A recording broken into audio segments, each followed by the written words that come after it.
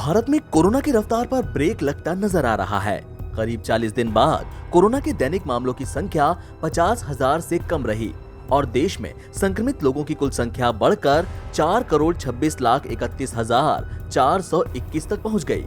इसके अलावा देश में इलाज करा रहे मरीजों की संख्या गिरकर 5,37,045 हो गई। केंद्रीय स्वास्थ्य मंत्रालय ने रविवार को ये जानकारी दी। मंत्रालय की ओर से जारी किए गए ताजा आंकड़ों के मुताबिक भारत में संक्रमण के 44,877 नए मामले सामने आए हैं और 684 मरीजों की मौत होने के बाद मृतकों की संख्या बढ़कर 5,08,665 हो गई। देश में 4 जनवरी को संक्रमण के 37,379 नए मामले सामने आए थे।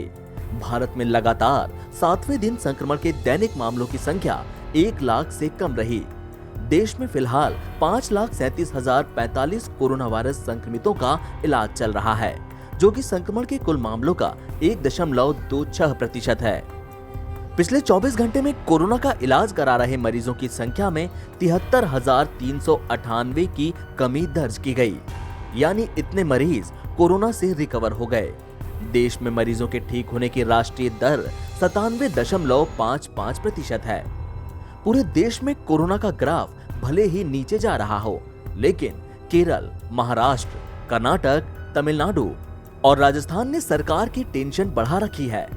आंकड़ों के मुताबिक सबसे ज्यादा मामले दर्ज करने वाले शीर्ष 5 राज्यों में केरल में 15,184 केस, महाराष्ट्र में 4,359 केस, कर्नाटक में 3,202 केस, तमिलनाडु में 2,812 केस और राजस्थान में 2,606 केस दर्ज किए गए।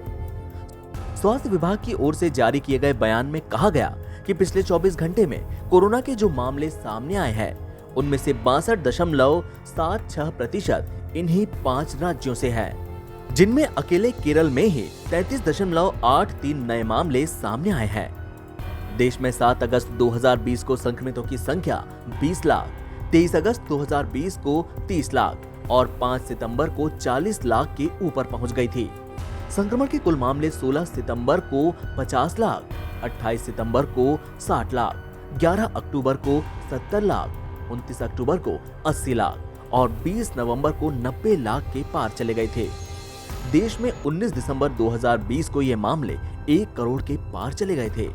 पिछले साल 4 मई को संक्रमितों की संख्या 2 करोड़ के पार और 23 जून 2021 को 3 करोड़ के पार पहुंच गई थी। इस साल 26 जनवरी को ये मामले बढ़कर 4 करोड़ के पार पहुंच चुके हैं।